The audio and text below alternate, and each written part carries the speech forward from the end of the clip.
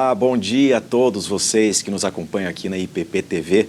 Que alegria chegar até você nesta manhã de terça-feira para mais um momento do nosso programa Vida Devocional, cujo propósito é trazer meditações bíblicas para a sua edificação. E hoje nós vamos abordar um tema importantíssimo.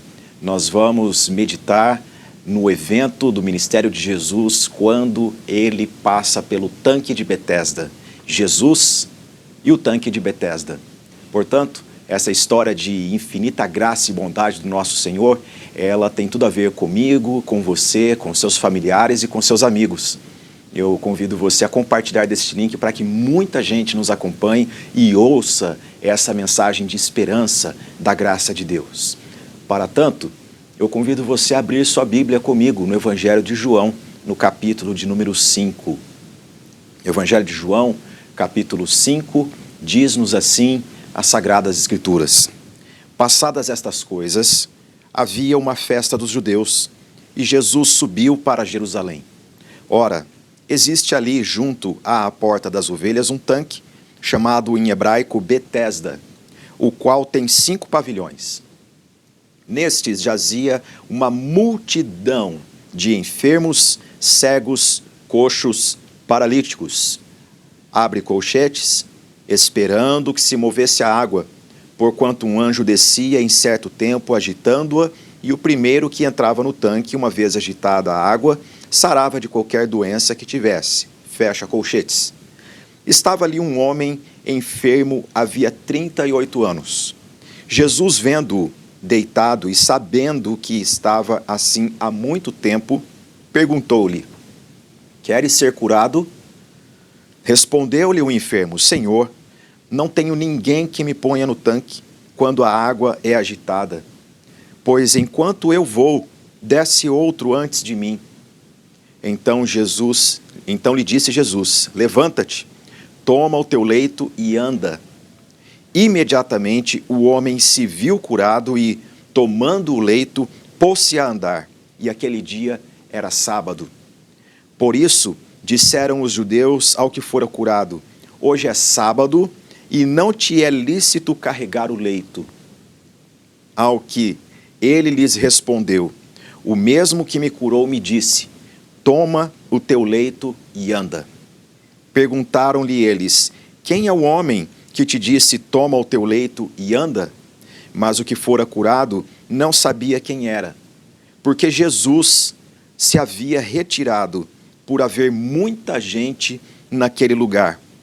Mais tarde, Jesus o encontrou no templo. Ele disse: olha que já estás curado, não peques mais, para que não te suceda coisa pior. Esse texto, ele é muito claro na sua narrativa sobre tudo o que aconteceu no encontro de Jesus com este homem moribundo no tanque de Betesda. Esse homem estava ali paralítico há 38 anos. E o texto também é muito enfático em nos dizer que ele estava nessa condição física, mas ele também foi relegado a um espaço físico onde todos os enfermos eram deixados em Jerusalém. E, não obstante isso, havia 2 outras coisas que faziam com que este homem permanecesse ali. Havia a questão cultural, de que aquele tanque possuía alguma força, algum contato espiritual que curava pessoas. E também a religiosidade, tanto helênica como a judaica, impedia aquele homem de, neste dia em especial, que era sábado, levantar-se, tomar o seu leito e sair. Hoje nós vamos meditar sobre como Jesus, ele invade a nossa história, ele penetra nos caminhos da nossa vida, ele vem até o endereço onde nós estamos e nos tira da condição como nos encontramos. Para tanto, eu chamo sua atenção para que nós meditemos um pouco sobre o que os estudiosos, o que a arqueologia, o que a história nos ensina sobre este tanque de Betesda. O texto sagrado nos diz, no versículo 2, o autor, o evangelista João, quando ele escreveu, esse tanque ainda estava nestas condições, e por isso ele diz: ora, existe ali, por volta do ano 90 ou 100 da era cristã, esse texto foi escrito. Ele diz, existe ali. Ele está dizendo para pessoas que têm uma breve informação sobre a geografia de Jerusalém, e ele aponta para o tanque que ali havia, as pessoas sabiam a existência dele. Como que era o tanque de Betesda?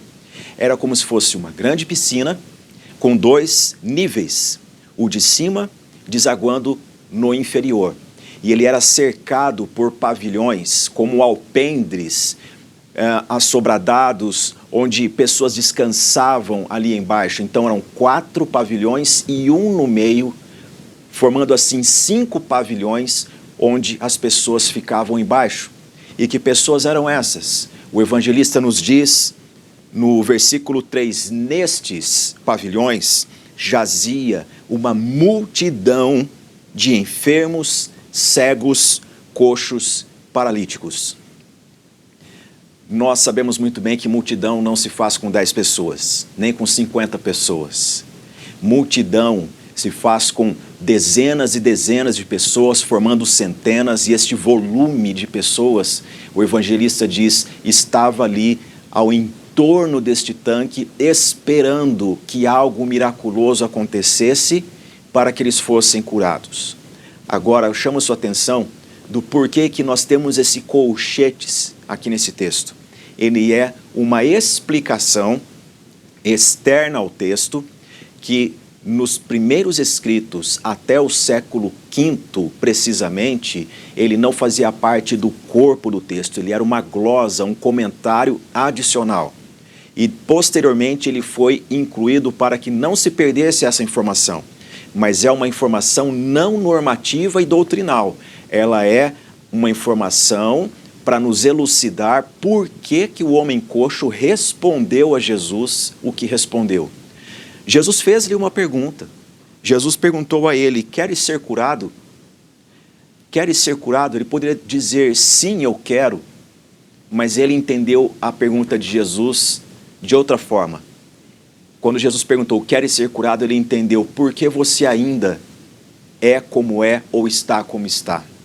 Porque a resposta dele foi, Senhor, não tenho ninguém que me ponha no tanque quando a água é agitada. Este homem, ele menciona quando a água é agitada, ou seja, ele cria no que o folclore, na cultura judaica helênica dizia. E o que essa cultura dizia? No período antecedente à chegada do nosso Senhor Jesus à história, a região da Judéia foi governada pelos gregos e muita coisa do paganismo grego adentrou aquele território. Em especial, houve uma mistura de conceitos pagãos entre a mitologia grega e a egípcia, que deu origem a um deus com D minúsculo chamado Serapis, ou Esculápio. Esta divindade, segundo a cultura daquele tempo, ela operava as causas impossíveis.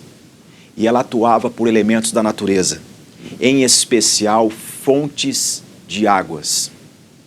Com certeza, quando os gregos tomaram aquela região, identificaram uma fonte que jorrava e os judeus utilizavam até mesmo para se preparar para entrar com as ovelhas no espaço do templo, ali então eles consagraram para culto a Serapis ou Esculápio. Só que a cultura judaica, não querendo ser rebaixada diante do paganismo, então acrescentou este elemento. Quem cura não é Serapis nem Esculápio, quem cura é Deus, e ele manda um anjo para agitar as águas. Em resumo, é isso o que os estudos nos apontam sobre esse tanque. E este homem estava enfermo há 38 anos e era deixado neste tanque, e ele passou a crer, a pensar, a refletir sobre a relação dele com Deus a partir do que diziam. Eu quero chamar sua atenção esta manhã no Vida Devocional para que nós meditemos nisso. É necessário que nós tenhamos uma pergunta e uma reflexão que nos faça meditar em quem é Deus segundo a Escritura e não segundo o que os homens dizem. Porque os homens dizem o seguinte: há um endereço do milagre, há um local que só lá o milagre acontece, há um momento que Deus resolve agir, e se você não estiver lá e não se submeter àquele momento da água agitada, a cura não acontece. Talvez você está nos assistindo e já adentrou algum espaço de culto em que milagres era ênfase, e por você não ter recebido, então alguém pode ter dizido: você perdeu a sua vez. Era isso que acontecia com aquelas pessoas que estavam em torno do tanque. Elas receberam a informação cultural e não bíblica de que um anjo descia para agitar as águas. E o texto nos diz que o primeiro que, ao ter noção que a água era agitada, ele se banhasse nas águas, ele seria curado. Qual é a teologia e a imagem de Deus que esta cultura imprime no ser humano? Ela diz o seguinte, que Deus não se aproxima do homem na sua miséria. Deus não se aproxima do homem na sua miséria. Ele pode enviar um anjo e esse anjo nem toca a pessoa moribunda, ele toca a água, ele toca elementos da natureza. É uma visão mística que no paganismo era muito corrente e que traz a seguinte mensagem: você não é digno, Deus não te toca, Deus não se aproxima. A outra imagem que nós temos é que o tanque de Betesda, que em hebraico significava casa de misericórdia, ou Betsada, o lugar onde as azeitonas eram prensadas e o azeite era produzido, uma casa de bálsamo para as dores. Na verdade, a casa de misericórdia ela era incerta, não havia misericórdia presente. Alguém poderia ser agraciado, mas isso era um privilégio.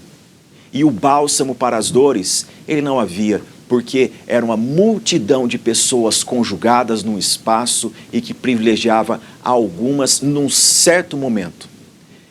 Agora nós sabemos o porquê que de tantas portas que Jesus tinha para adentrar Jerusalém, naquele momento festivo, ele vai justamente nesta porta, como diz no versículo 2 do capítulo 5 do Evangelho de João.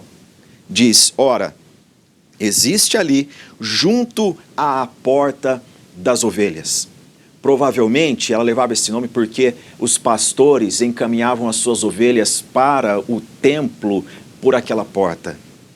Jesus, ele passa por essa porta e junto a ela há o tanque de Betesda. E Jesus vai exatamente no homem que estava ali e ele tinha um sofrimento de décadas. Qual é a mensagem de Deus para nós esta manhã? É que Deus se importa com a condição humana.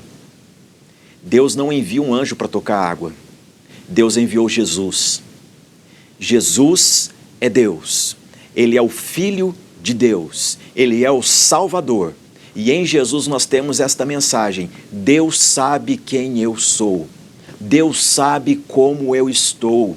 Deus sabe o meu endereço. Em nome de Jesus, eu convido você a abraçar esta verdade, a trazer isso para dentro do seu coração e orar enquanto nós estamos meditando na palavra. Senhor, aplica essa palavra no meu coração. Jesus conhece você. Jesus sabe o seu nome. Jesus sabe há quanto tempo você sofre. E uma coisa maravilhosa é que Jesus, ele é o nome sobre todo o nome.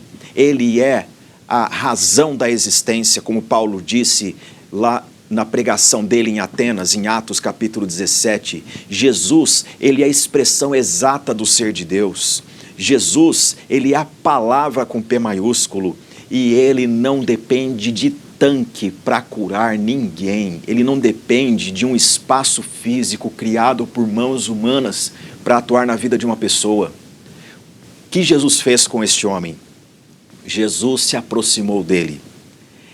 A mentira que o paganismo dizia no mundo antigo: Deus não se aproxima de homens. O máximo que pode haver é de algum emissário dele tocar um elemento da natureza. Jesus coloca isso abaixo e diz: eu me importo, eu me aproximo, eu converso, eu toco, eu falo, porque eu amo. Jesus te ama. Jesus se importa com a sua dor. Jesus deseja te curar. Jesus deseja te curar no físico. Jesus pode te curar no físico esta manhã. Jesus pode te curar na alma. Jesus pode sarar as suas feridas mais profundas. Como Jesus fez isso com este homem? Pelo poder da sua palavra. Veja só, o versículo de número 6 diz-nos: Jesus vendo-o. Jesus tem olhos, ele vive pelos séculos dos séculos, ele nos enxerga. Jesus vendo-o deitado e sabendo que estava assim há muito tempo. Jesus sabe há quanto tempo nós sofremos. Jesus sabe há quanto tempo nós lutamos com uma dor em especial. Jesus sabe há quanto tempo nós estamos relegados num tanque que a sociedade imprimiu como ali é o lugar. E Jesus deseja nos tirar desta prisão e nos trazer liberdade de cura para que nós vivamos a vida que Ele tem para nós. Veja só o que o texto nos diz. Jesus se aproximou desse homem e perguntou: queres ser curado? Deus é onisciente. Isso significa que Ele conhece todas as coisas. O salmista Davi disse no Salmo 139, ainda a palavra não me chegou à boca, e tu a sabes. Jesus não precisava perguntar. Jesus conhecia o intento daquele homem, Jesus sabia a condição do seu coração, mas Jesus perguntou porque a pergunta tem um poder especial de nos fazer refletir a nossa condição, onde nós estamos e por que ainda estamos assim. Queres ser curado? Essa pergunta fez o homem refletir, certamente, e ele expeliu um conceito de Deus que não tinha nada a ver com Jesus. Ele disse: eu não tenho quem me carregue daqui de onde eu estou e me coloque no tanque. Será que realmente nós precisamos que um outro ser humano se compadeça de nós para que nós sejamos tocados por Deus? Não. Deus tem profunda compaixão pela condição humana. E você não precisa ficar confiando os cuidados da sua vida para a atenção dos outros. Você pode, pela fé, entregar todo o seu ser a Jesus, toda a sua vida a Jesus, porque Ele o ama e Ele tem poder por sua palavra para tirar você dessa condição. Então, o homem respondeu: Senhor, não tenho ninguém que me ponha no tanque quando a água é agitada, pois enquanto eu vou, desce outro antes de mim. Olha o que isso carrega. É uma religião de privilégios. Tem gente que alcança e eu não. Tem gente que vai antes de mim e eu não. Mas Jesus, sabendo a condição daquele homem, diz-nos a palavra no versículo 8, então lhe disse Jesus: levanta-te, toma o teu leito e anda. Uma palavra de ordem é a palavra de Deus. Uma palavra de ordem que muda a condição humana. E quando nós nos vemos através da palavra de Deus, tudo muda. Diz-nos o texto, imediatamente, o homem se viu curado. Ele se viu curado porque ele ouviu a voz de Deus. Ele se viu curado porque a palavra de Deus invadiu todo o seu ser e desfez aquela dinâmica que ele tinha de que alguns eram privilegiados e outros não. Não, o Senhor Deus não faz acepção de pessoas e Ele está pronto para salvar a você, a sua casa, para libertar você, libertar sua família, trazer cura para você no físico, trazer cura para você na alma. E é sobre isso que esse texto nos ensina. Quando esse homem se viu assim, ele, tomando o leito, pôs-se a andar, mesmo num dia como o sábado, quando a religião judaica dizia não é permitido trabalhar, nem mesmo carregar um leito. E ele transcende as barreiras da cultura religiosa dos seus dias, porque é isso que a vida com Jesus faz. Ela nos coloca para andar na vida. Ela nos faz viver. O que esse texto tem a nos ensinar? É que Jesus, por sua palavra, despertou a consciência daquele homem. é que Jesus, por sua palavra, curou aquele homem no físico. Ele era paralítico e pelo poder da palavra de Deus, ele passou a andar. E Jesus, por sua palavra, curou aquele homem também no íntimo. Eu chamo sua atenção agora para o seguinte: de nada adianta buscar em Deus cura para as nossas chagas e as nossas enfermidades no físico, se nós não temos interesse em andar com Deus.